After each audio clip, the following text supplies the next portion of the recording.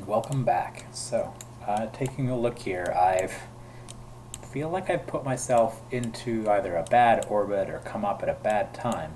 Usually I'll land on the, I don't know, what are they, the lava plains, because they're fairly flat, but I'm up for a challenge. So, let's see if I can land on some of the spots that look much rougher. Maybe, so obviously I want to land on the daylight side. I can't wait for it to rotate too much more. Maybe there, maybe it's kind of one of the middles of these interesting, patterns. So give it a shot. So where am I now? So just on the middle of the daylight side. So I'm going to separate my craft, pull them apart from each other. Let's see. Decouple, no. Decouple's not what I want. Undock. There we go. So now we're and we've got, still got both of our effects, alright, and back away. So even with, after the, the capture burn, we still have a 33-ton craft with, plenty of delta V. Let's see. Weird, it's still showing me the engine from that. It must be some kind of glitch.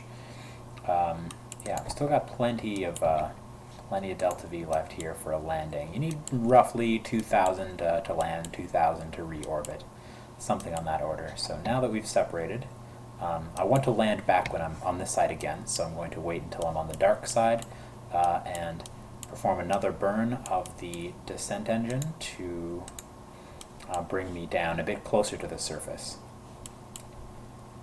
So I kind of have a standard operating procedure for my landing process. I'm terrible at landing at a very specific site. If anybody has suggestions on how to do that well in RSS, I am all ears. I've used trajectories, which definitely helps give me an idea of where I will be ending up landing. And I don't currently have that installed. I'm not going to restart to get that installed again, so I'm going to just go with where I land now. Somewhere on the daytime side here, maybe where the ground looks a little less chaotic. So I've got myself turned retrograde, and I'm going to burn, let me see, just RCS for now. Let's take a look. What kind of effect does that have? That has a pretty substantial effect, actually, but I feel like I could be wrong. I think and with Apollo, they actually did burn the engine to bring themselves down. So let me try to use this, set up a maneuver node for it, because I'm not exactly near the Perry or the Appy, so let's, oops, definitely pulled the wrong one there. Add maneuver a minute from now. So let's see, I want to bring myself down to, let's say, 30 kilometers above the surface. Just close you, okay, 50. Yeah, good enough, close to 30, right? Yeah, good enough. So that'll bring me around 30 here, so I can kind of land in this somewhere in this section here, hopefully. Alright, so aim myself towards the node, and it's going to be a pretty short burn, so I can just do it manually. Okay. I could even perform it in time now. Like, this is probably why I'm not good at landing at one specific site. I'm not nearly as careful with these. Oh, and a lovely burn it is. And done. There we go. So we've already performed 2 burns with these engine. We still have 4 left. Give it a couple, healthy number of restarts. All right. So I don't want to time warp over here necessarily, but I also don't want to jump past. So just do it lightly, I suppose. They're still kind of within view range of something. Not too far away, so I have to assume that's the Altair upper stage. I usually rename these, actually, or Altair upper stage. It's the Orion return capsule. So let me rename the vessel. I usually rename them to make it a bit easier to keep track of them. So we're coming down. So my usual strategy is I wait until I'm at the periapsis that I set, and when I'm down there, let me see, I don't know, I really like the light contrast. So once I'm on the daytime side, let's bring it really dark.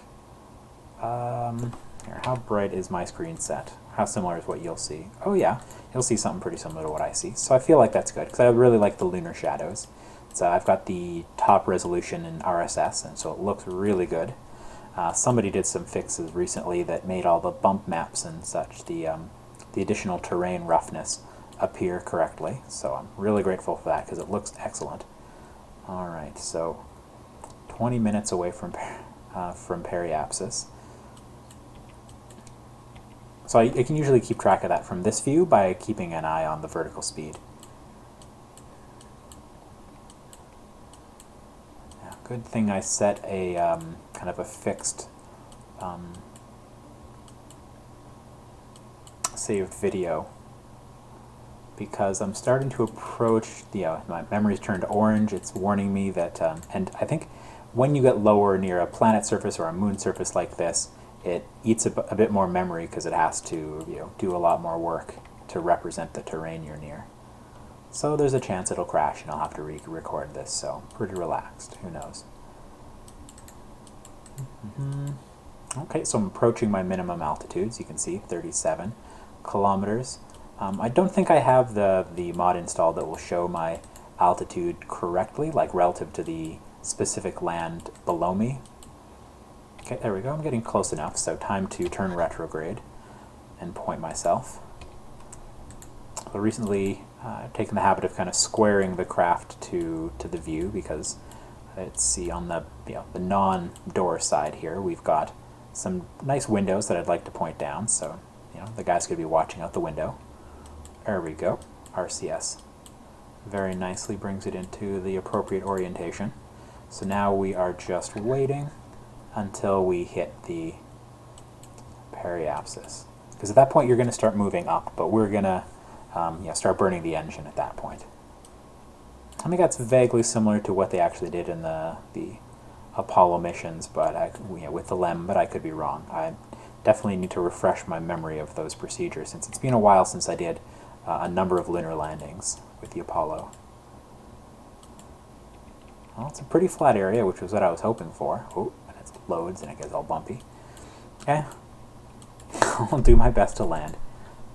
It's one of the challenges, why you can't just have the minimum amount of delta V to land on the moon. Let's see, surface minus velocity. So I use this, as usual, I use smartass to do tricks.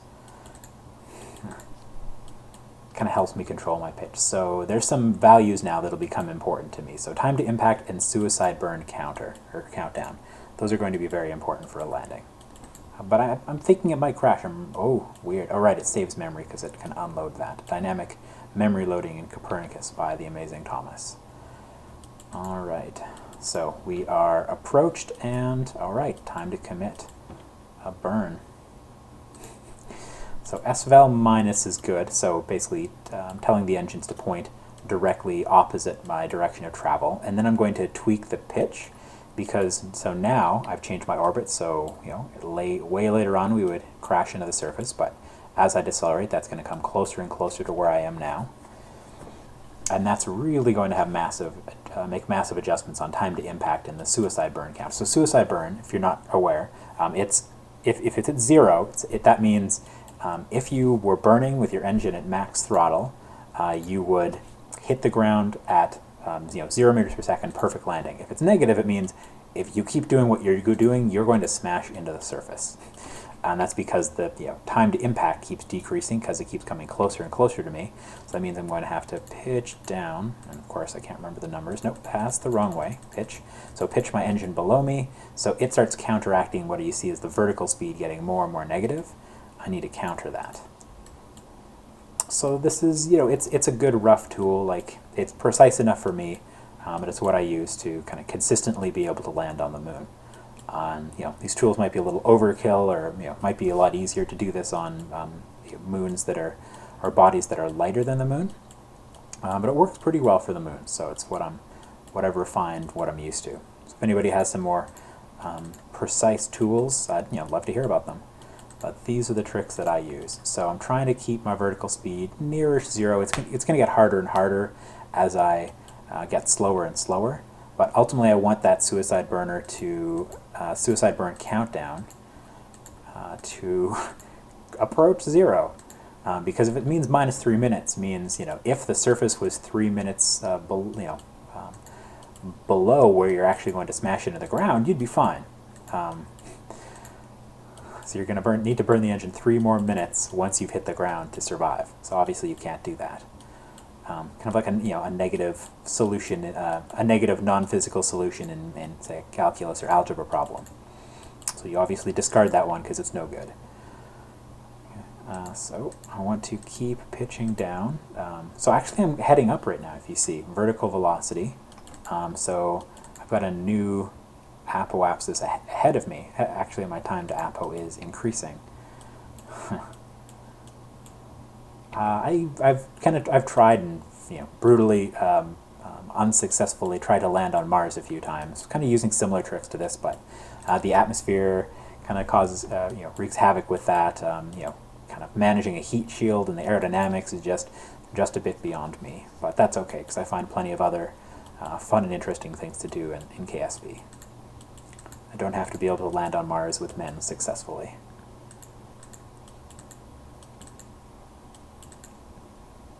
So see, keep pushing. I'm keep pushing the apo out, and my suicide burn counter is approaching 0. So because it's it's getting less bad. So just like I kind of manage and tweak the numbers when I'm approaching orbit with a low thrust to weight ratio, I'm kind of doing the same here. So my thrust to weight ratio is more than 1, which means it has. If it was 1, as I decelerate towards the surface, as I head towards the surface with my engine burning, I'd be countering the moon's gravity. So it has to be at least 1 when you hit the when you're approaching the ground. And so I'm safe in that respect. The closer to 1 it is, the more difficult it becomes to land. I tried a lathe lander with thrust weight ratio of like 1.2, and it was like impossible to land compared to one I had with about 1.4. So it's just kind of all in how good of a pilot you are, kind of how you're going to build it to make your landing easier or challenging. So again, this is a pretty long burn, just like a lot of the other burns you'll find in Realism Overhaul. We've still got 10 minutes of fuel left in this thing, and it says we're going to smash into the ground in 3.5 minutes. So I should have plenty of fuel, absolutely tons of fuel to do this, because mostly this is a proof of concept for me. Just make sure that the SSTU hardware is decently balanced. I'm able to get this amount of mass to the moon. In practice, to be like a good representative Altair aircraft, I'd probably have some life support hardware and whatnot in these lower stages, rather than them just being extra fuel mass to kind of balance things out. That's just the kind of the process of refinement that I tend to use in creating Realism Overhaul configurations. Get one thing perfect, kind of lock it in, or keep mindful that I want to keep that exactly right, and start tweaking and working with the other variables. Ooh, we're starting to lose. MechJeb's starting to have a little bit of trouble controlling this guy. I don't know why. Let's see, reset. It's getting a little bit wobbly. Can I set that a little lower? Of course, I don't know what really any of these values mean, so if anybody has suggestions. I've read a little bit about them on the forum, but I'm just not as experienced with PID control these tools, so I'm very respectful of them and I love to make use of them, but I do not understand how they work very well. So that seems to have decreased the wobble a bit, which is good. I imagine that's kind of the effect of my gimbal and my decreasing mass. But while I was panicking about that, it looks like the suicide burner is getting better, so I can kind of get a bit closer to this pitch. And we're heading down, which is expected and necessary. 2 minutes to impact, 7 minutes of fuel remaining. So let's increase that a bit. And of course, you're going to get, like with a PID, with your automatic control, like in MechJeb, it's going to be a bit more wobbly when you're at acceleration, or I mean when you're at time acceleration. Okay, so 7 seconds. So let's go a little more. So in practice, you want what's called hover time. I think that's what they called it. So you want to get near the ground, and then when you're actually close enough to kind of predict where you're looking at landing, you're in a situation where you're looking for a flat enough spot for you to land. This thing has a pretty broad base. I like it compared to any hand-built landers I ever have tried to make. So because it's got wide legs, a low center of mass, I can land on a fairly decent slope. Unlike all, pretty much all the hardware I end up making in stock KSP that is a lander ends up top heavy, too tall for its own good, and having a lot of trouble landing. So we're approaching the surface. Oh, you're starting to see the pattern where it's kind of actually starting to draw the repeating patterns of the ground. The textures and such that are used for the moon are just stretched so much over the vastly larger real moon. Oh, so you can start to see, so I'm over a valley right now, and there's the wall of the valley, so either I'm going to want to blow past the low part of this valley and try to land on the high end. It's probably not advisable to try to land on the curved part of it, but, beggars can't be choosers. I'm going to land where I land. Okay. Yeah, the textures just get stretched so much, and I personally don't know how to improve those or refine those to make it look a bit better, but, I still think the moon looks amazing compared to how it, has looked in the past. And it's just such a, huge body to be modeled. Okay, 2.7 seconds. So here I'm going to start to approach level. Still have tons of fuel, or not level, kind of directly retrograde, surface velocity minus. So now I'm heading exactly into that surface velocity vector, inverted. And so my suicide burn counter, so how I'm going to counteract that now, I could pitch the other way, right? I could pitch that way to help neutralize it, but one of the features you really want in a lander is the ability to throttle the engine, and this thing really does that. You can throttle this engine fairly well, so that's one of the necessary or ideal features for a landing engine, and this one has it. Okay, so even with that, so I'm going to have to start throttling. So time to impact, 25 seconds. Impact. Or optimistic. Or not optimistic at all. Time to landing, 22 seconds. So I want to bring that suicide burn counter down towards 0. But not on the negative side, because now I don't have very much time to correct that. Looks like I'm landing on kind of the slope here, but that's okay. I hope I'm okay with that. 1 second to the ground. Throttle. Don't throttle back that much. Or, I mean, sorry, 1 second to neutral suicide burn. 13 seconds to the ground. Oh, negative, but I can throttle up. Throttle up more. Uh-oh. It's negative and staying negative, so I might hit the ground with just a couple of meters per second of delta V. So I'll turn on the RCS now, so it has that ability to level me out. Oh, suicide burner has gone positive. Aren't I lucky? Oof, this is a ridiculous slope. Oh man, I'm landing on a ridiculous slope. So if the ground had a bit more texture from a distance, ooh, I shut off the engine, shouldn't have done that, should just throttle it. Oh yeah, I don't know if I'm going to be able to land this. Nope, I don't know. Alright, let's see. Oh, come on, don't tip. Oh no, oh no, oh no. And then another one of my major pet peeves is how KSP handles the ground. Is it literally just walking down the hill? Oh, that's so helpful. Oh, thank you. The surface kind of grip. There's lots in the dev notes. They're going to improve that. Oh man. So see, I clearly should not have tried to land on that slope. Oh my. I might put this up as a fun failures video. So another reason that I have trouble with stock Kerbal, there's so many planets and moons, but man, you just can't land on them in some, this was my failure, but just look how this, this craft was interacting with the ground. Like, rovers do not behave well, I find. Oh my, this is a beautiful failure. So everything but my landing site selection was great. So if I had coasted a bit, oh come on, stick the landing. Oh, come on, try to level it off. Nope. Impressive. Everything but my landing site selection was fairly decent, and this is just too good not to show off. So, wow. Hopefully I'll skid to a stop. Just look at this friction, right? just skidding as if the moon is apparently made of icy cheese. Because of ground vehicle interaction like this, I just can't play with rovers. I just can't.